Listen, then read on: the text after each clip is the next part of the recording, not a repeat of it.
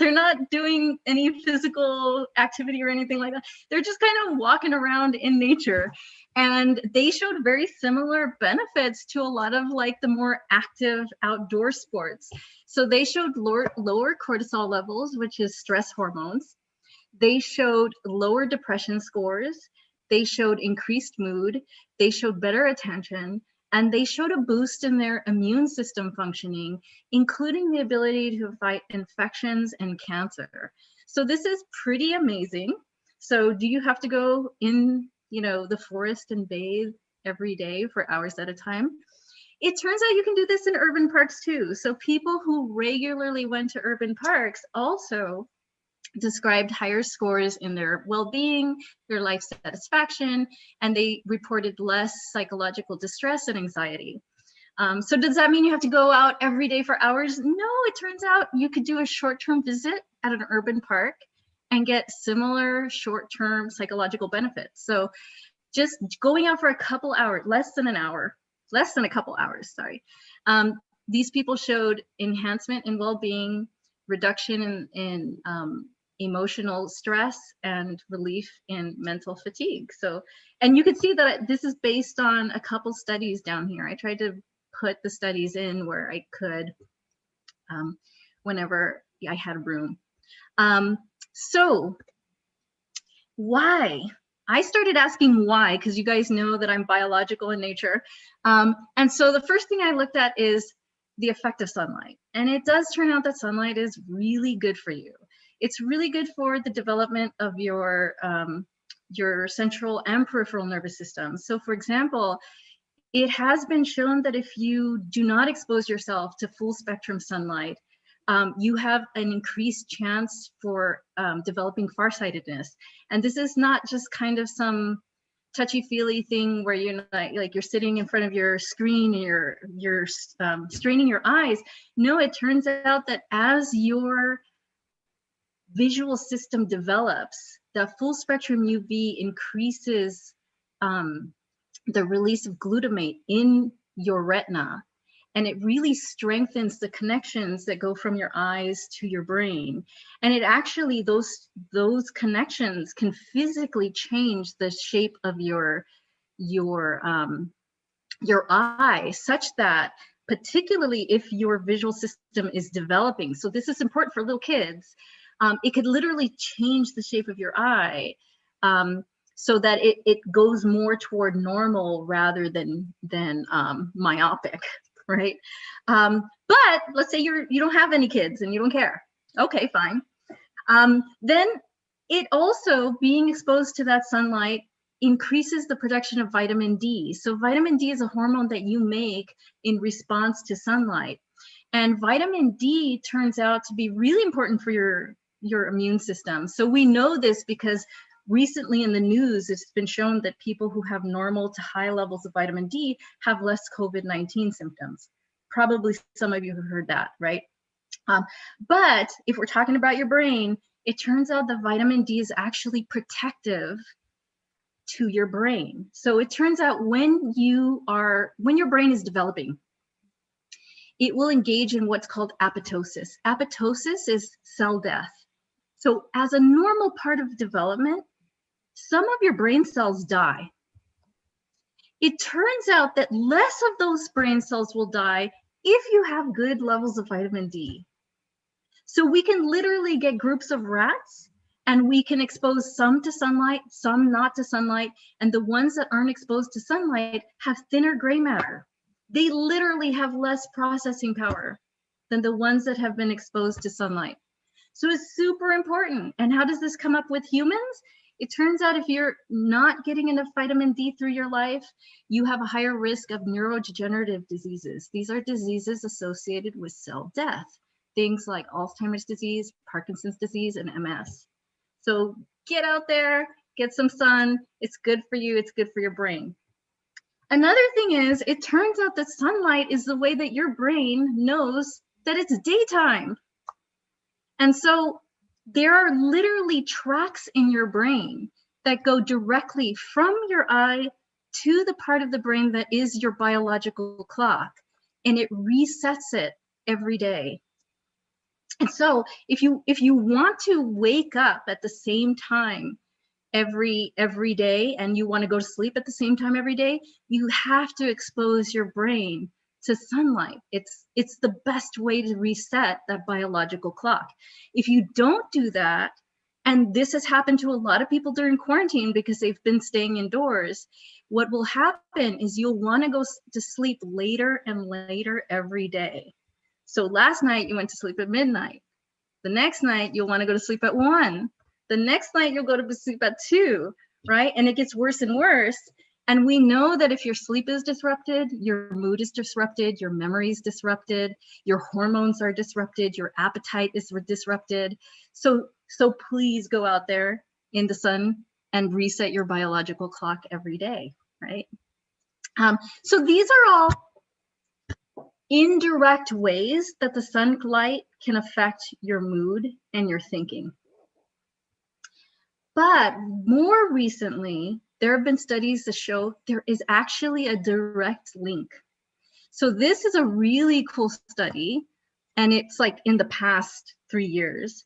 In this study, what they did is they exposed rats to UV light, full spectrum UV light. And they found that when rats were exposed to moderate levels of UV light, these little rats started creating a chemical called urocanic acid. Urocanic acid got in their blood, started going around the body, and urocanic acid actually passed through the blood-brain barrier, which means it got to the brain. And when it got to the brain, it would get converted to glutamate, particularly in areas like the hippocampus and the motor cortex. Now, what does this mean? Glutamate is the major excitatory neurotransmitter of the brain. It makes cells fire. So when you have glutamate, you get activity. And so as a result of this UV exposure, these rats actually showed increased activity in motor areas and in the hippocampus. And that caused them to have these behavioral outputs. They had better motor learning, and they had better long-term memory. So this is a direct link between learning and cognition and sunlight. Now, I also put mood here. Why? Because if we look at individuals who are depressed, they actually have decreased activation in the hippocampus.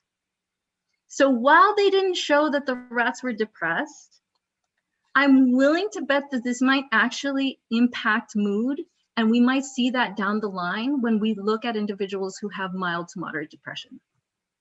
But of course, this was only done in rats, and this is a new study, so throw that away, right? This is just Monica speculating. But I'm willing to bet that's going to be a thing. Okay, so sunlight, good for you. The other thing I looked at was, what about the air you breathe? What about that fresh air when you go out in nature? And it turns out when we look at the air in nature, it's filled with these things called phytocytes. And these are chemicals that plants create, and they're antimicrobial, and they're meant to protect the plants from little insects that are going to eat them, or from fungus, or from decay. So they release these as defense. So if you are in a place where there are a lot of plants, you are breathing in these phytocytes. And when you breathe them in, it turns out all kinds of good stuff happens. And I want to show you really quick. I'm just going to let you see my background here. I got this list from all these studies here. So this is not one study that showed this. This was a ton of studies that showed this. And what did it show? People showed reduced blood pressure and heart rate. They had decreased cortisol levels, which is stress hormones. They had increased parasympathetic activity. What is that? That is the part of your nervous system that calms you down. So this is going to make you feel more mellow. It's going to make you feel less depressed. It's going to kind of make you feel like, yeah, I'm feeling good. right? It also increased creativity and concentration. It increased sleep quality in several of the studies, which I was surprised about. It increased empathy in 2 of the studies. And in one of the studies, it actually increased conflict resolution, which is so cool, right? More mellow, I guess. You're like, yeah, you're fine. So there's a lot of really cool stuff here, right? And I was like, okay, I should zero in on one of them just to kind of make this. I'm trying to, sorry, here we go. There we go. Sorry. So I wanted to focus in on one of them just to kind of like give you a deep dive into one of these. And the one I focused on, because I was so surprised by it, was the effect that phytoncides had on the immune system, because it was measurable, it was objective, and it was dramatic. So when we look at people who are exposed to these phytoncides, they showed increased natural killer cell activity. Now, natural killer cells are these cells in the immune system that they are killers. This is what they do. Here's a natural killer cell. Here's a foreign invader. This is like a bacteria or a virus or something like that. And what these natural killer cells will do is they'll lock onto the target. They'll open up their cell membrane and they'll inject them with cytotoxin, which is basically poison, and it kills them. That's why they're called natural killer cells. And these are just one of the many little critters in your immune system, okay? So when animals were exposed to these phytoncides, they showed increased natural killer cell activity that was in a dose-dependent manner. What did that mean? More phytoncides meant more natural killer cell activity. Less meant less, right? So it was dose-dependent. But also, they showed that all the little chemicals that these natural killer cells used to fight the foreign invaders were actually also increased. So perforin and granulysin are both chemicals that the natural killer cells will use to puncture and make that little hole into the target, into the foreign invader's cell body. And then granzymes are actually part of the chemical makeup of the poison that gets injected. So they made more of all of this. So the implication is, number one, not only do you get more of these natural killer cells, but those natural killer cells are like badasses because they have more of all these chemicals that help them fight these foreign invaders. Is really cool, right? And they didn't just show this in one study, they showed this in multiple studies. So I actually don't have a reference here because this was actually replicated in like 5 different studies. Some were on animals and I think 2 were on people. And so, you know, does that mean you have to go into the woods? Check this out. No, it turns out actually they did this study. Now this is a small pilot study. So, you know, grain of salt here. They used 12 people, but you'll see why. They had to put them up in a hotel for 3 days, you know, expensive. So it was a small study. They were all male subjects, 12 of them. They were 37 to 60 years old. And they spent 3 nights in a hotel. Okay. And what they did with these subjects is they checked their blood and their urine 3 days before their stay and 3 days while they were in the hotel. And unbeknownst to these subjects, during the night while they were in this hotel, they piped in phytoncides into the hotel rooms just to see what's going to happen to their natural killer cell activity. And sure enough, just like I talked about in the previous studies, they had increased the natural killer cells and all the accompanying chemicals. So it's super cool, right? And so this was actually, the way they did this is they used natural wood oils.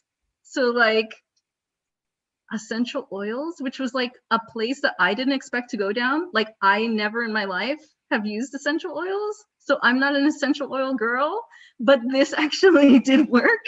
And I just want, in case you are interested, these were the essential oils I read about, only these two. But this one was the one that got used the most, cypress leaf oil, in these studies. And there were multiple studies that were successfully using these oils to trigger this immune effect, which is crazy, Okay, so I am close to time. So conclusion, go outside. It's good for you. The end. I'll stop sharing now. Thank you so much, Professor Cotto. I will share my screen again. Hold on. Yeah, thank you very much. That was great. Kind of scary about the testing though in the hotel room. I'm sure they signed a liability on that. Thank you. So informative. Now I have to go outside. All right, so now we are going to have the Q&A portion of the event. So if you guys want to ask Professor Cotto a question, you can pop it in the chat. Feel free to unmute yourself. I know we had one already. Emmanuel, can you read it? I don't know where it went. Yes. So Erica Rose asked, do we still breathe them in with our masks? Probably not. They're probably microns bigger than some of these viruses that the mask protect us from. So probably not. But I've been hiking. I don't know if you've been hiking during COVID. You get little spots where you can be by yourself a lot of times. And so you could like sneak off the mask. And plus COVID won't last forever, so be out there, and plus you have maybe a backyard or something like that where you can go and just be near some plants. That's awesome. Yeah, definitely looking forward to that. Let me see, how about indoor plants? Actually, indoor plants do have confer benefits. I have not seen the benefits with cytonocytes. The cytonocyte stuff comes mostly from wood plants, so like trees, big trees. The other plants that I saw related to it was garlic plants. And you don't know how deep I went into this literature, people. Garlic plants and some like Japanese vegetable plant that I'm forgetting right now. But I will say this about the indoor plants, that I didn't have time because it was such a short presentation. Indoor plants have actually been shown to ionize the air in some really good ways, so that it kind of acts like a filter in a sense, like how you would have a room ionizer. Indoor plants have been shown to do that naturally for indoor. So it's worth having some indoor plants, definitely. Would more plants be better? I don't, in terms of the ionization, yes. And then the other thing that I didn't get to present was that any kind of nature scenes actually tend to decrease anxiety. So there was a slide that I took out that showed that just seeing pictures of nature actually decreased anxiety of hospital patients, compared to, they had controls of like abstract pictures with similar color schemes. So it still had the blue and the greens that you might see in a nature scene, but the nature scenes actually were better at decreasing anxiety. Makes sense. So we have another question. Are there any known additional benefits of forest bathing that happen at night that may not happen? Oh, I don't know. That's such a good study, because it would make sense that there's certain plants that might be at risk more at night than in the day. So Right. So yeah, that's good thinking, but I don't know. I didn't read a study that said that, so I'm not going to speculate, but maybe. It's a great question.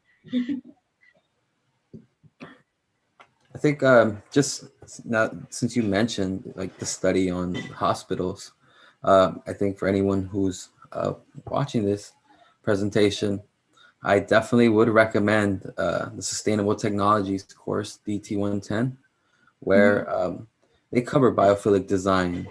And I had heard about that. I just had never really read any studies on that necessarily. Yeah. Definitely, you mentioned also the colors that they used for the rooms. Yeah. So yeah, just for anyone out there, DT110.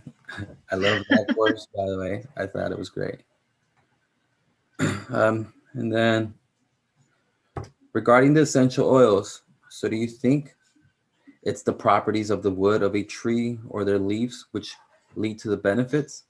It seems like it may be both the wood and the green leaves. I think these phytocytes get released anytime the plant is in danger.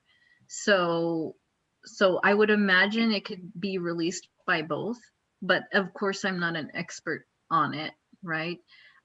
So a really common example of some of these phytocytes that you might actually have experienced directly, you can't smell all of them, but if you've ever been in front of like a lawn that's just been mowed, it has that fresh mowed smell.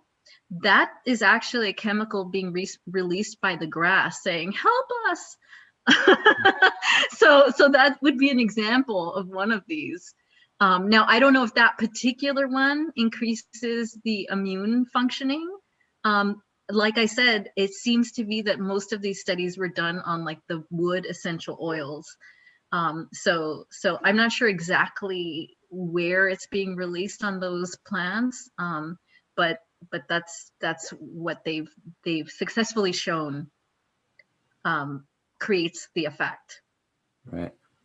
Yeah, that's I think that's a tricky one because I like the smell of the grass, but my sinuses don't. Oh yeah. So it might not be the best for some.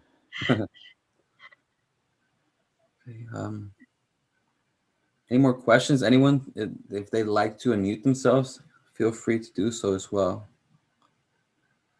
Would you suggest the use of nature to improve mental health on a daily basis? So I'm so biased here because this is kind of my way of improving mental health. Like some of you may know, I'm big on backpacking. And so I really enjoy getting out and hiking and stuff like that. And you know, but that's for me, that's kind of something that I just enjoy. But I'll show you kind of what I'm looking at here. Like this is where I've decided, I didn't have an office at home when quarantine started, but this is where I decided to set up my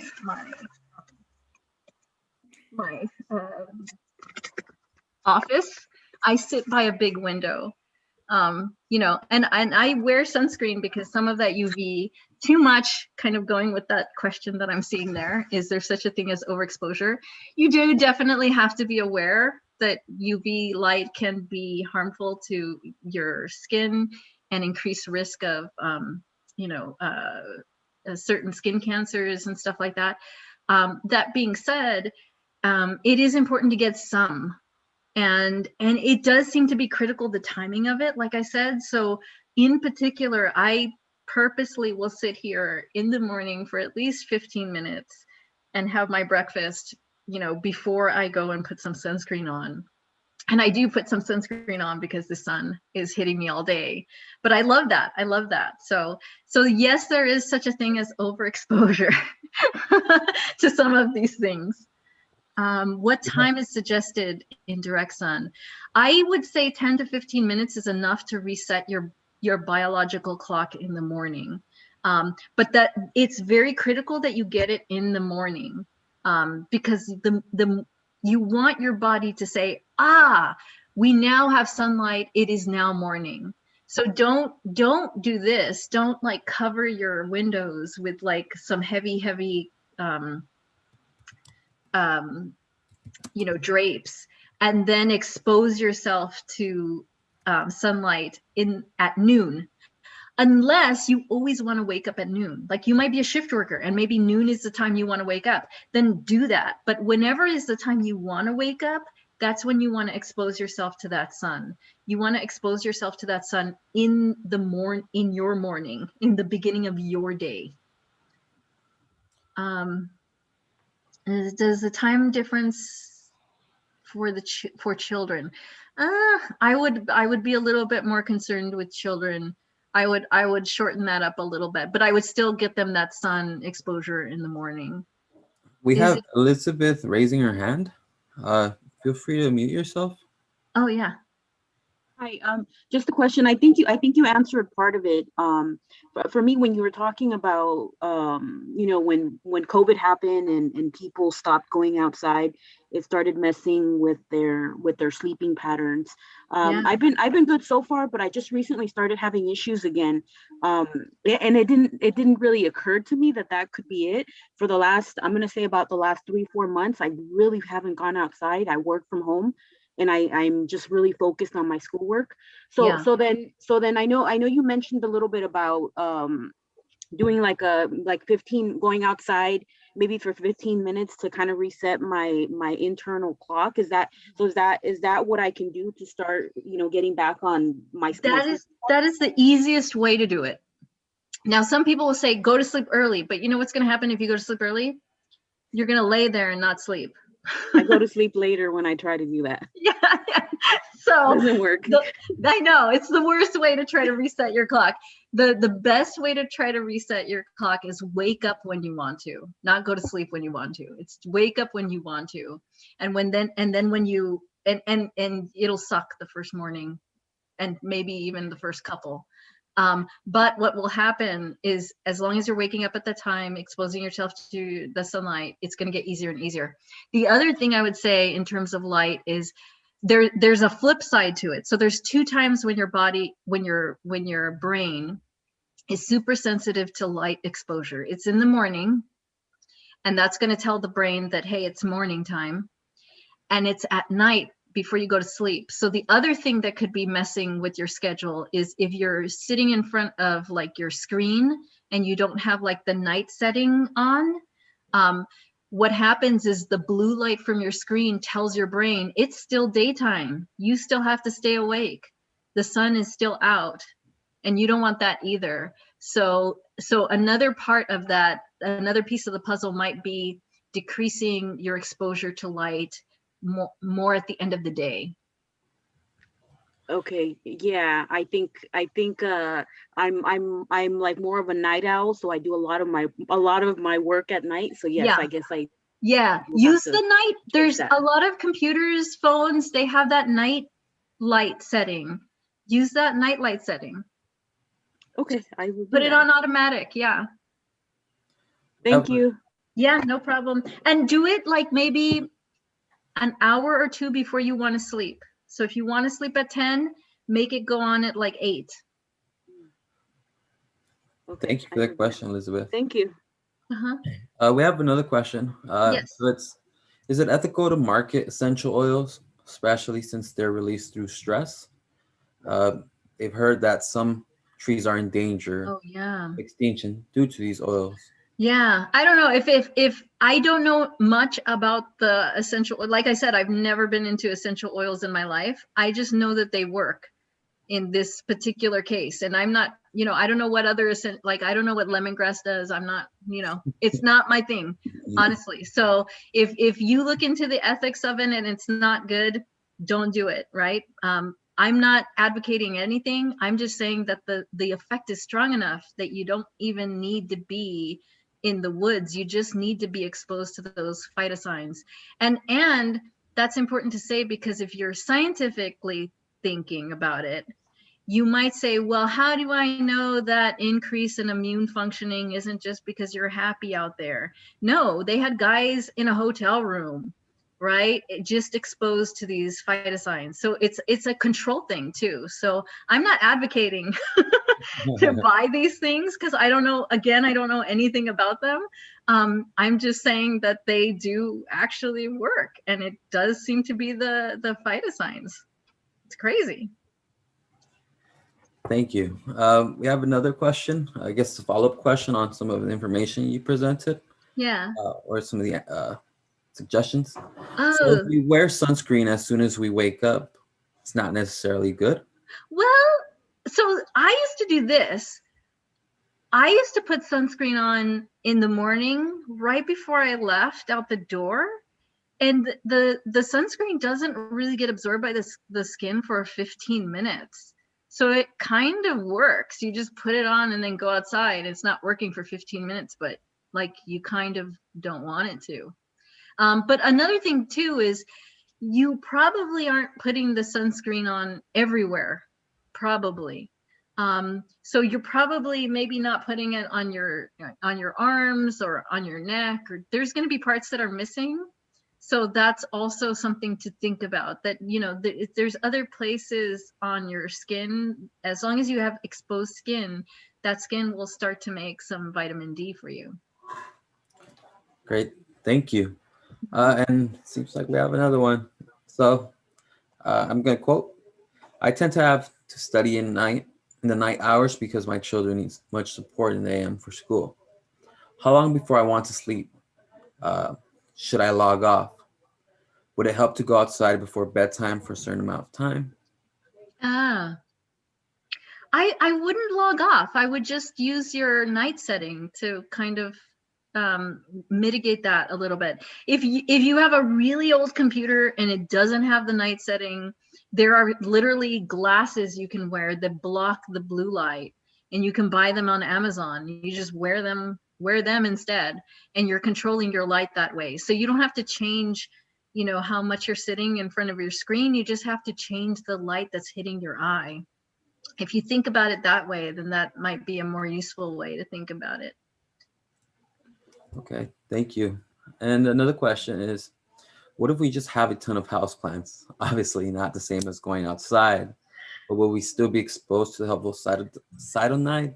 I don't know. Like I think I said this before. I only saw in the studies the ones related to the wood essential oils and garlic and that other Japanese vegetable that I'm you know forgetting. So I don't know. I don't think it's okra. I don't think it's okra. I forget which one it is, honestly. But so I don't know if they would have helpful cytonicides. So I just know the ones that I reported on, and I showed you the little list there. It was the cypress oil and the other one that I can share if you want. I can type that into the chat later. Thank you. And let's see. No. Anyone else has any more Daikon. questions, comments? Okay, well, I think we can move on. Thank you very much, Professor Goto, Dr. Goto. We really appreciate it.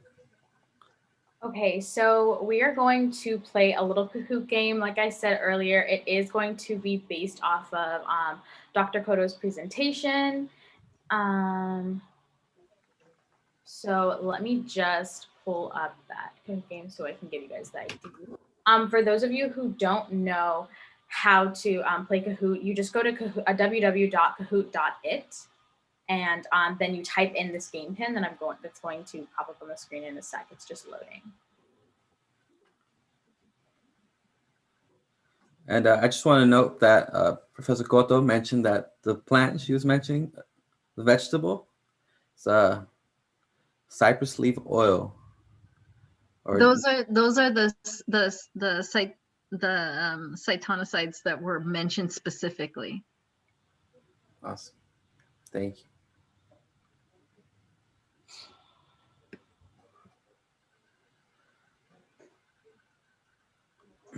So we'll give it maybe about a minute for everyone to join this Kahoot. Yeah, sorry about that. It's taking some time to load. I think I had too many tabs open.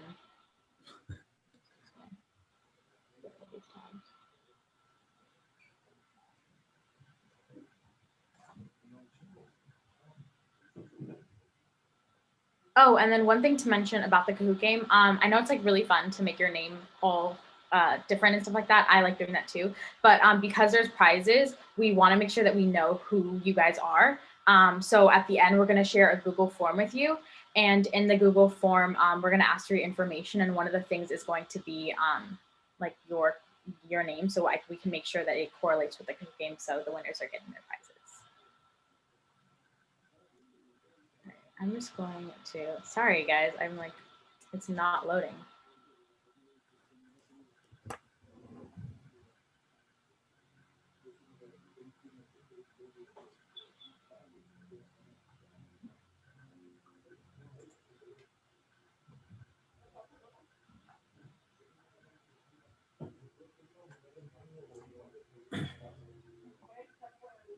Okay, can someone drop the Kahoot link in the chat, please? Yes. Someone else can do that. Oh, thank you so much, Bertha, I appreciate it.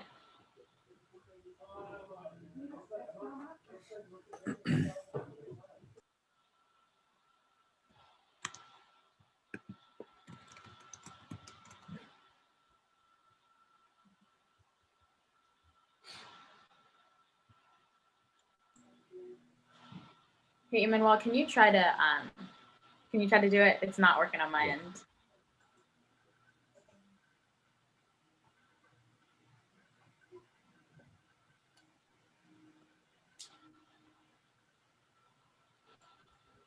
Okay, so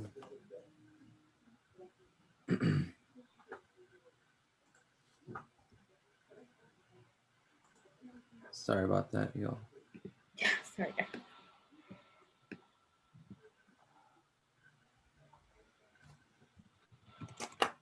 Okay, so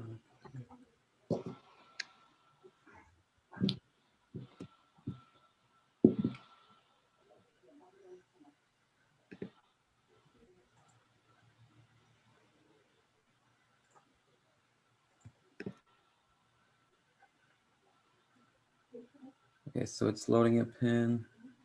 I'm going to go ahead and share my screen.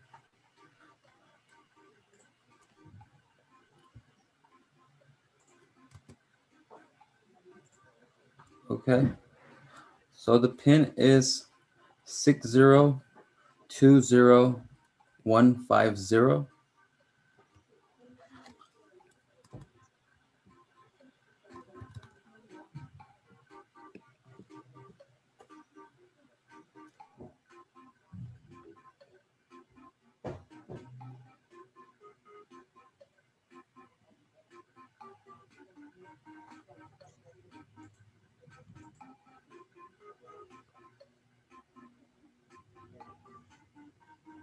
So give it about another 30 seconds.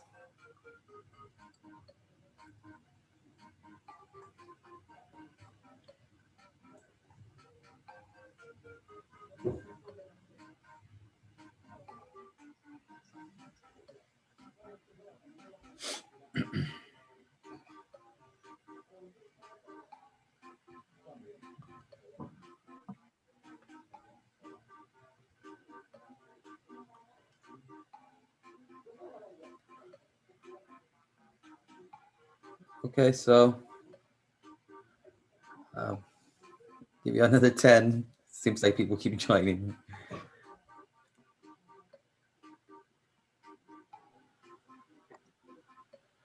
You guys can still join after we start the game, by the way. So you're good. Okay, I'm gonna go ahead and start it.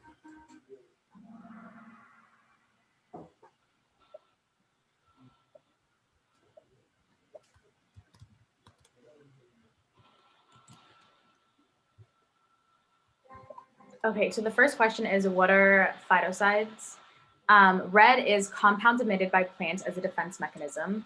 Blue is particles found in the air. Yellow is particles that give off the smell that boost in the brain. And green is compounds that make it easier to breathe.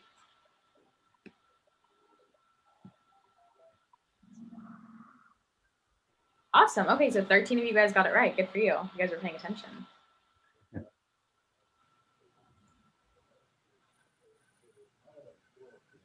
Yeah, good job, Anna. Anna's on our leaderboard.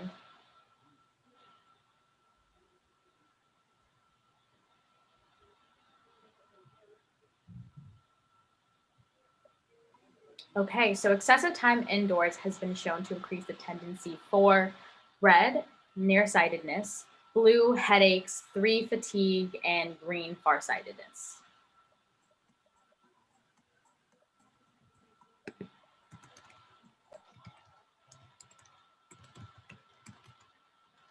Okay, good job, everyone. 8 of you got that.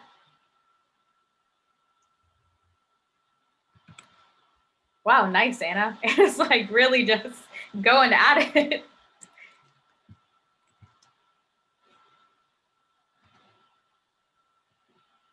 Exposure to phytocytes can increase cortisol levels, which, if you remember, are stress levels. So true or false?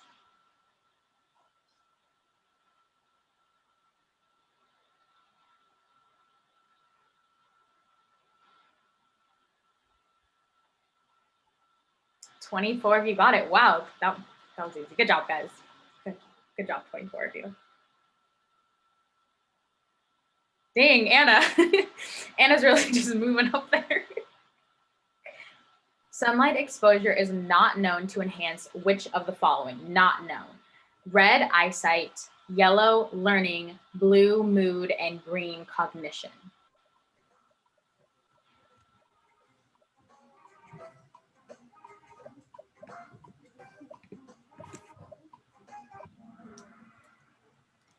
Awesome job, guys.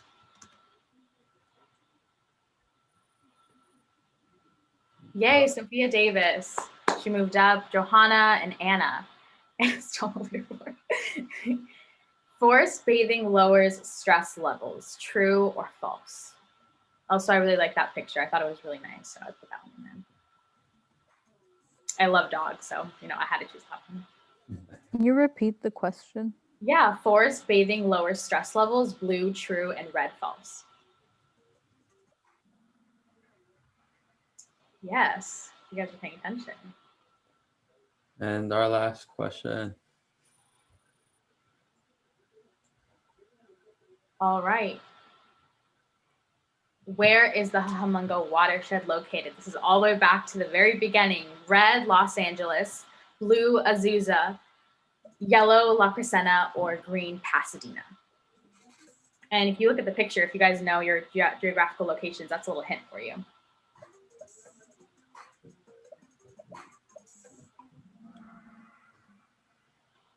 Yes, it was indeed Pasadena.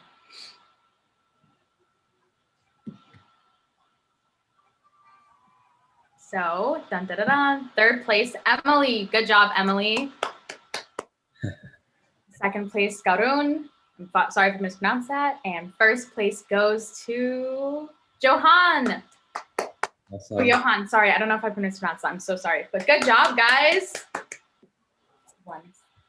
Okay, so make sure you 3 definitely fill out the Google form that we put at the end of the event. And then just write down in the comment section that you 3 won. So can we stop sharing the screen, please? Yeah, I've pressed it. It's not stopping.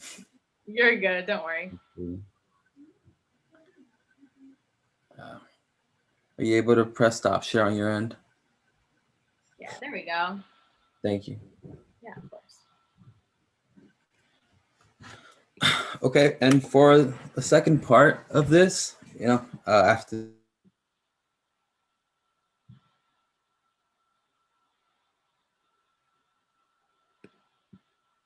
Did he cut out for you guys too?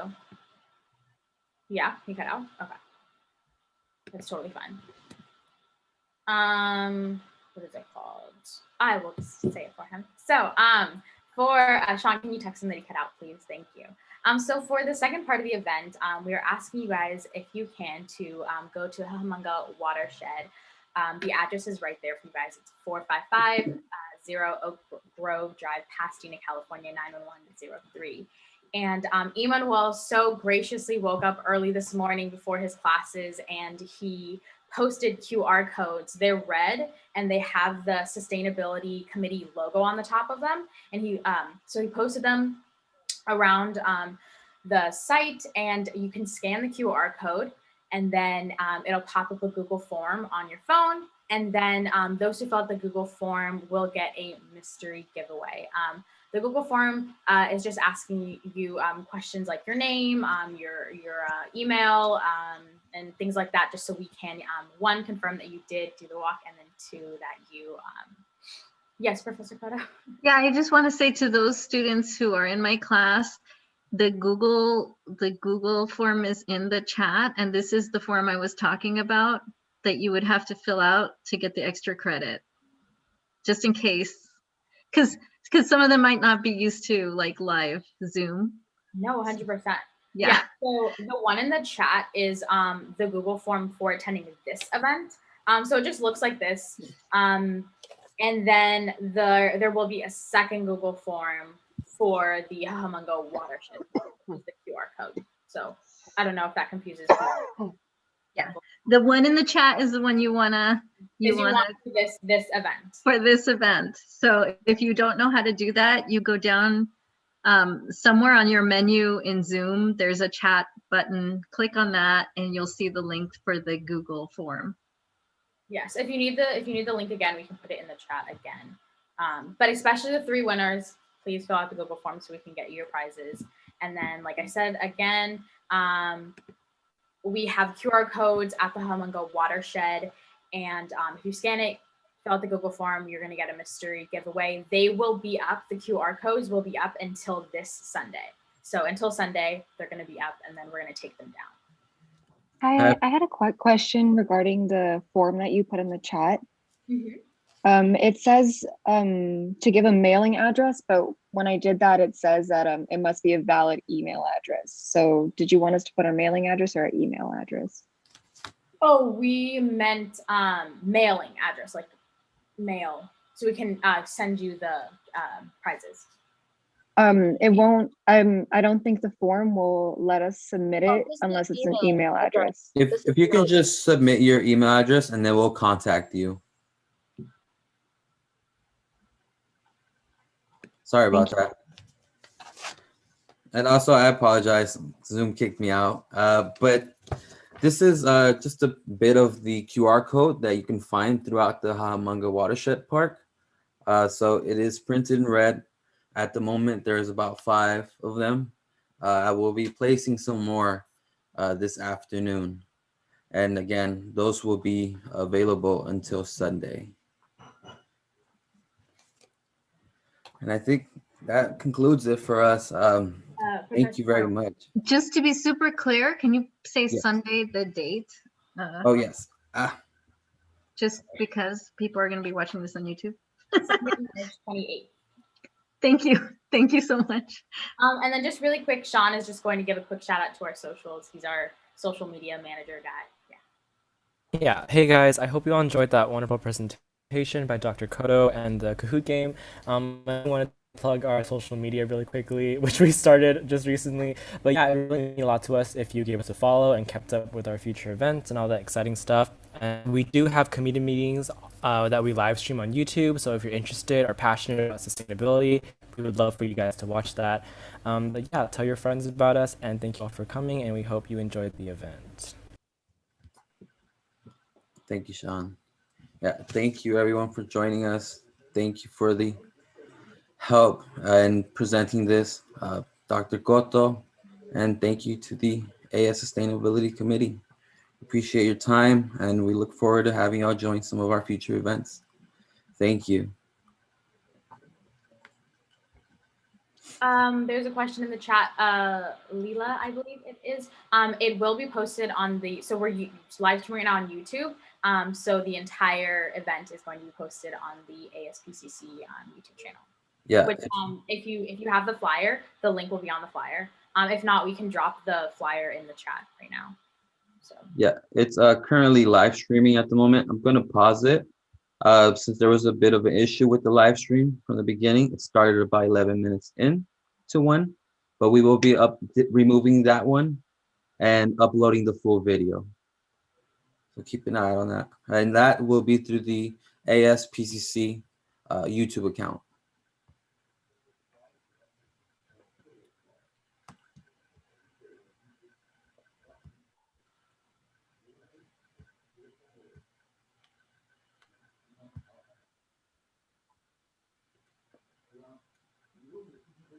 Okay, if anyone has any more